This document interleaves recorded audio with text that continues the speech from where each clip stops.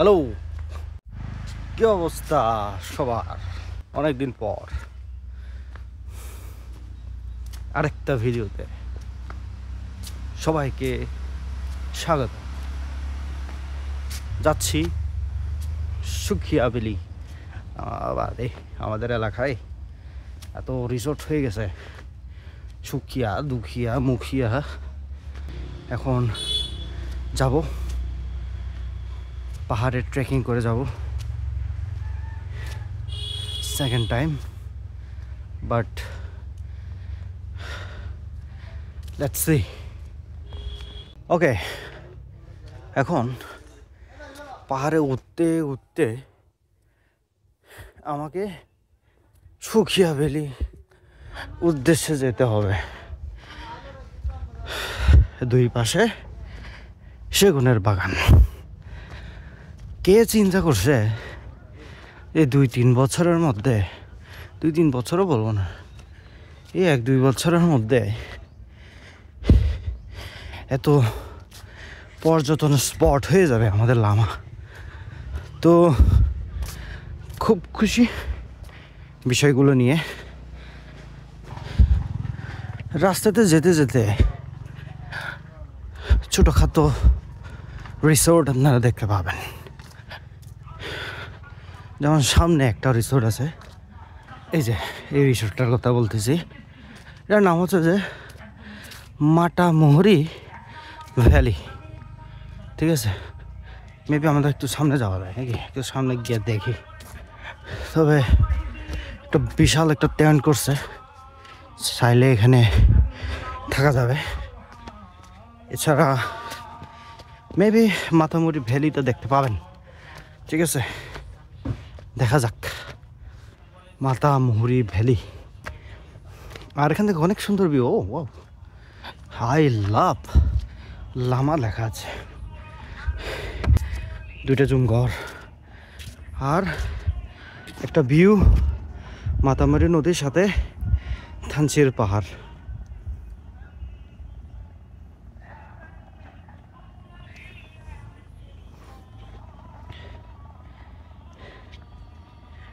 সাথে একটা কটেজ পাবেন আপনারা, খুব সুন্দর একটা কটেজ।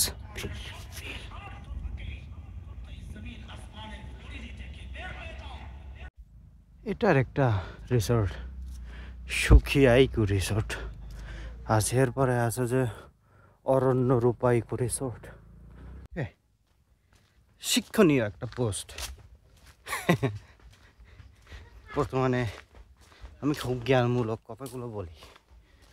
কয়েকদিন আগেও এই সমস্ত জঙ্গলে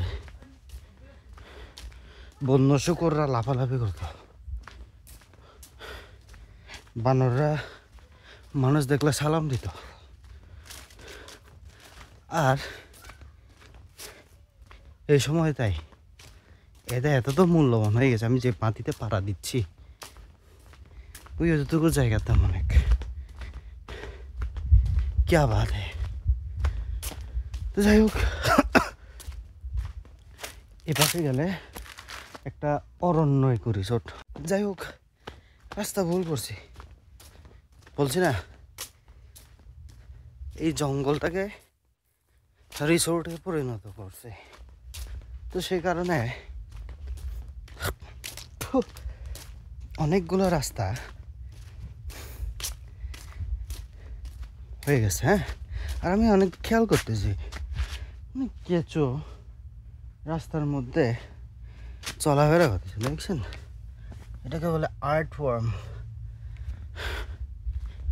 ওরা সহ্য করতে পারতেছে না প্রকৃতিকে, এরকমভাবে মানুষরা বাঘের মতো খাচ্ছে। হ্যাঁ, প্রকৃতির যারা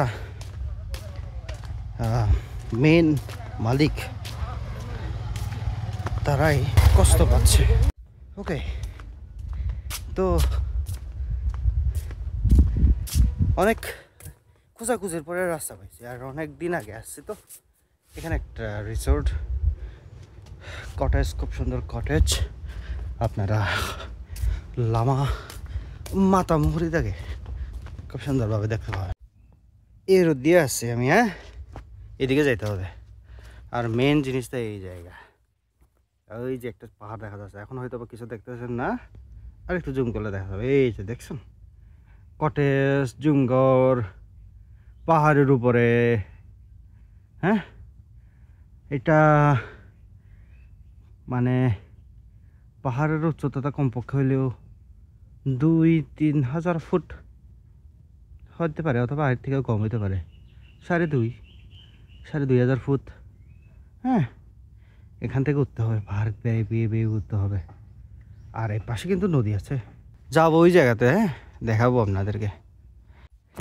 সুকিয়া ভ্যালি উঠবার সময় এটাই হচ্ছে সব থেকে খাড়া একটা পাহাড়, দেখতেছেন খাড়া, অনেক খাড়া।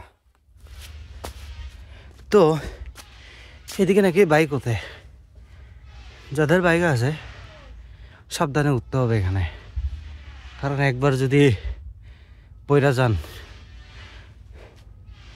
পিছনে মৃত্যু, অর্থাৎ ওই যে একদম মাথামরি নদীতে গোসল করতে হবে। তো বর্ষাকালে অনেক কষ্ট হয়, কিন্তু এখন মাটি শক্ত আছে, যারা বেশি এক্সপার্ট তারা এখানে কোনো ব্যাপারই না। যাই হোক, উঠতেছি আর কি। হ্যাঁ, জুমঘর। ওকে, কনস্ট্রাকশনের কাজ চলতেছে এখনো, আর দোকান একটা আছে। উঠতে উঠতে ক্লান্ত হয়ে গেলে ঠান্ডা পানির ব্যবস্থা আছে। এটাই লাস্ট পাহাড়, এইখান থেকে জিগজ্যাগ রাস্তা পার হইলে কিন্তু সুকিয়া ভ্যালি। হ্যাঁ, রাস্তাটা ভালো করে দেখেন, এই রোডটা এখান থেকে দেখতে হবে। এইদিকে আসছি, এখান থেকে গিয়া এদিকে উঠে উপরে সুকিয়া ভ্যালি। অবশেষে এটা রিভার ভিউ, উপরে সুকিয়া ভ্যালি। যাই হোক, রিভার ভিউ এর সৌন্দর্যতা দেখাবো। হ্যাঁ,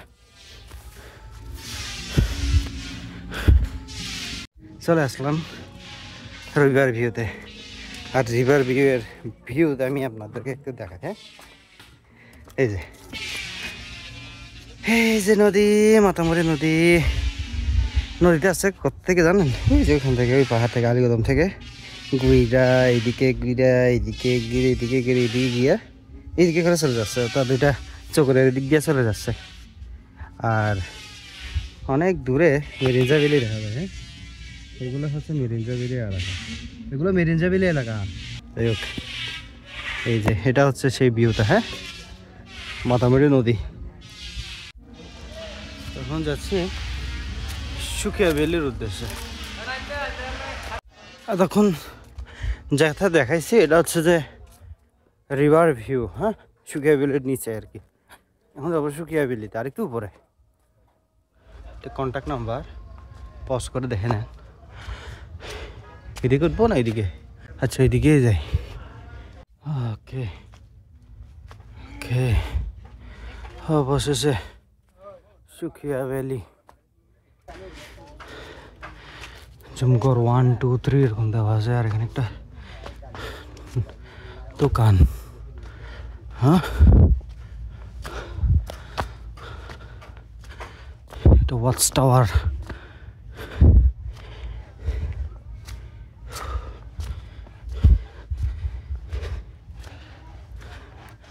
সুকিয়া ভ্যালি কনস্ট্রাকশন এখনো চলতেছে। টাইটানিক জাহাজ, সরি না, একটা ভিউ পয়েন্ট ভাঙা ভাঙা আছে।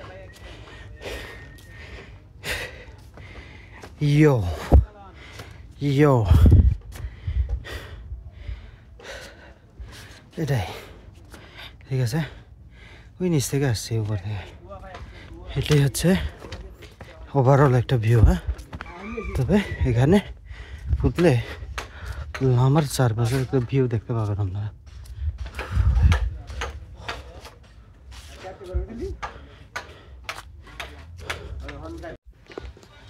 তো এই যে রিসোর্টগুলো দেখতে পাইতেছেন, এগুলার ভাড়া হচ্ছে 2000 টাকা। এর আশেপাশে অনেকগুলা রিসোর্ট আছে। তো পার নাইট মানে এক রাতের জন্য 2000 টাকা করে নেবে, কিন্তু আমি একটা নাম্বার দিব ভিডিওতে, ঠিক আছে? উনি হচ্ছে এখানকার ম্যানেজারই করে, আর ওনার মানে ওনাকে আপনারা যদি কন্ট্যাক্ট করেন ওই নাম্বারে, ওরা হয়তো বা ডিসকাউন্ট দিতে পারে। আর উনি বলতেছে যে একদম এটা হচ্ছে সুখিয়া বিলের মেন জায়গা। হ্যাঁ, এখান থেকে যে ভিউটা আপনারা দেখতে পাবেন এটা অন্য জায়গা থেকে পাবেন না।